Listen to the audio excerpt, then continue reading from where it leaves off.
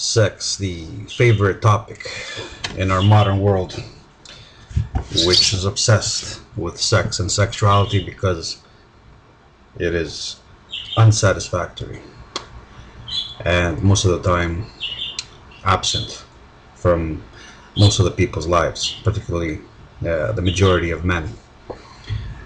Of course, it is accessible, but only to be purchased or experienced vicariously through pornography. Now, the first thing to be said about sex is it's the defining aspect of being a species.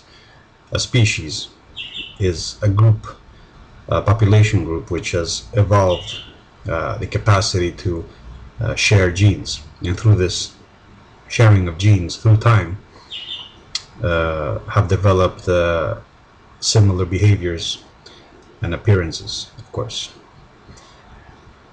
So the defining aspect of a species, let's say the human species, is reproduction.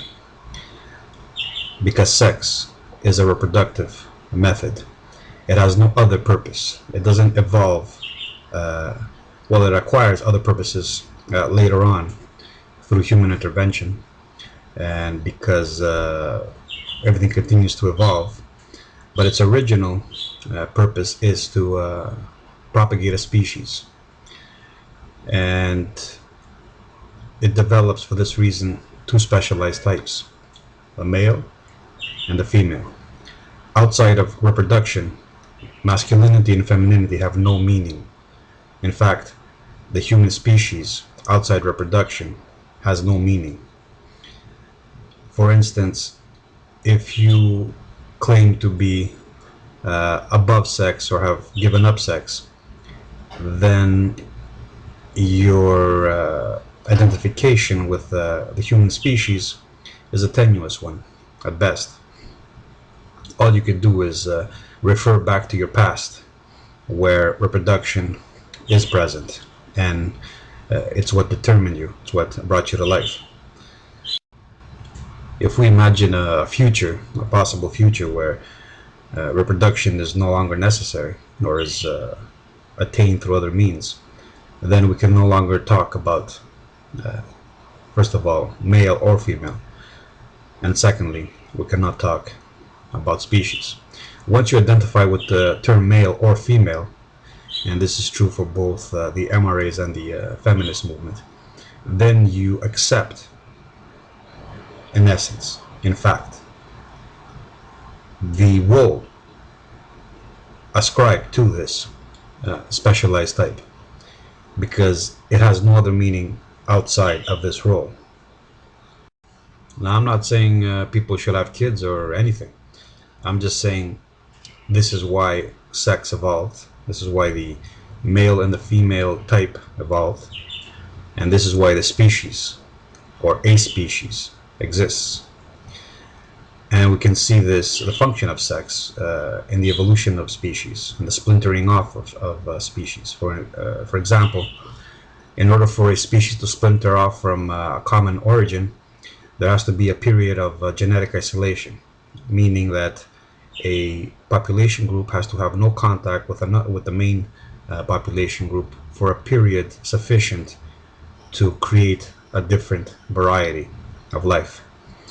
Through this isolation, the isolated subgroup, population group, shares genes internally, and yet it does not share these genes with the rest of the population, distributing them uniformly.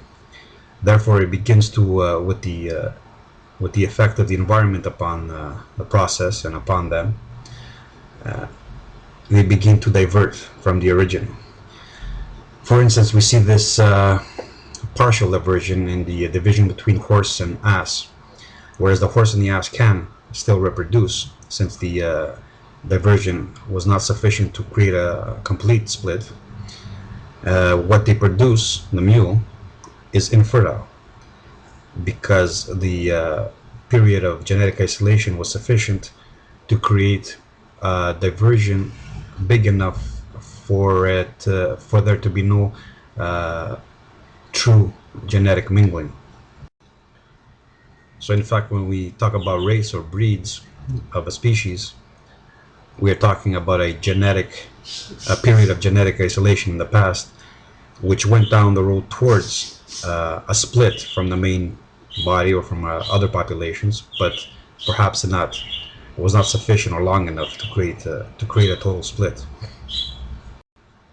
So automatically we see the power sex and the sexual reproduction system has in the destiny of a species, and we can understand why it has such a central point in human psychology, and why so many people identify with particular sexes or sexual practices.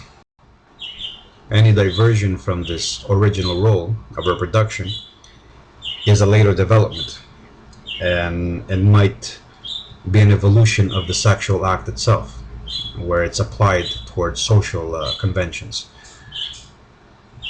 or because of social conventions, certain sexual mutations are sheltered and allowed to flourish.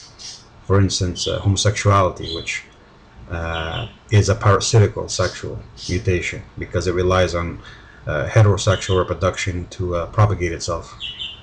The reason certain sexual mutations are permitted while others are considered unnatural or non-permissible within the system is because some sexual mutations are either harmless to the system or they enhance the system, the system's stability. For instance, homosexuality being the emasculation or the creation of a more effete male fits into the system's desires to create a uniformity, an internal uniformity of increasingly feminine traits.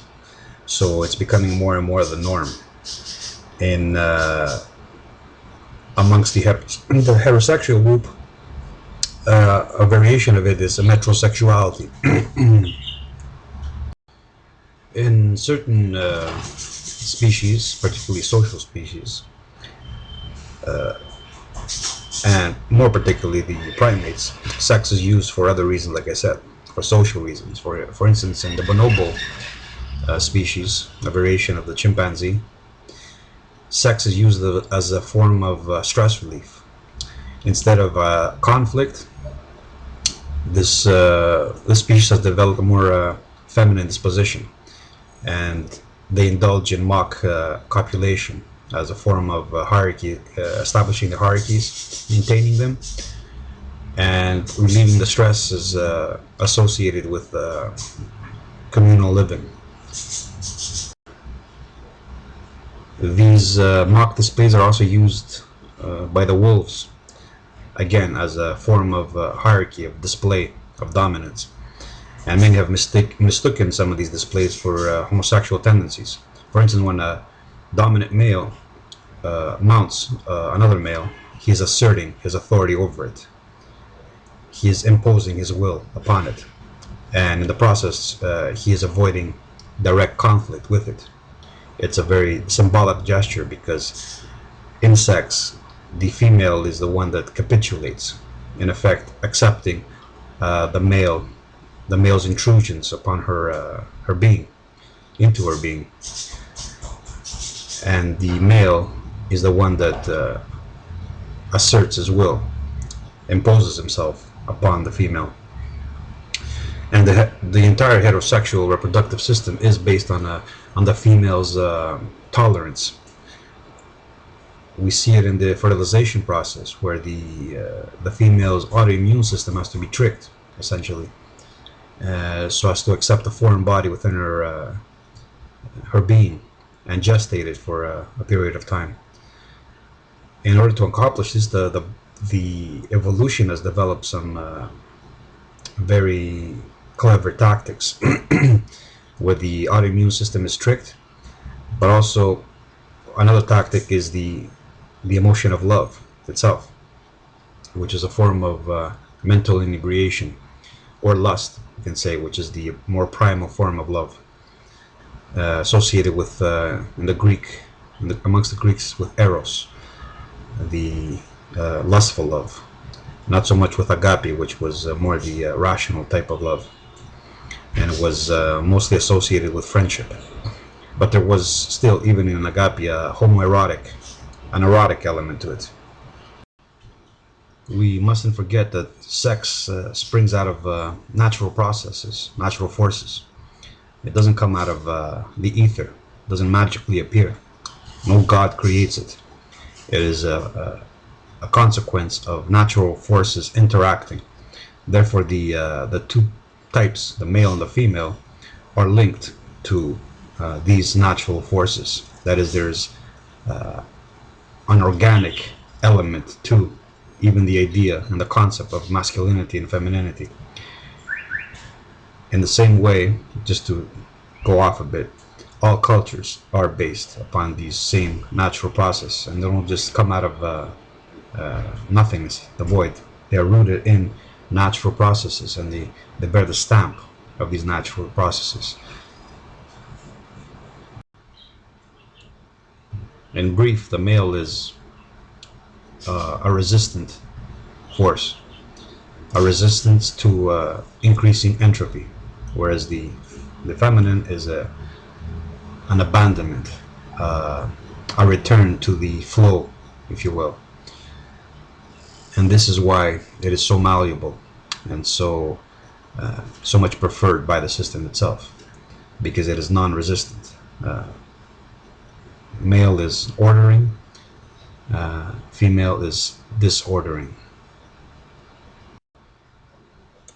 In philosophy, the male is associated with God, with the absolute authority, whereas the feminine is associated with the more Eastern void, emptiness, as it is called, chaos.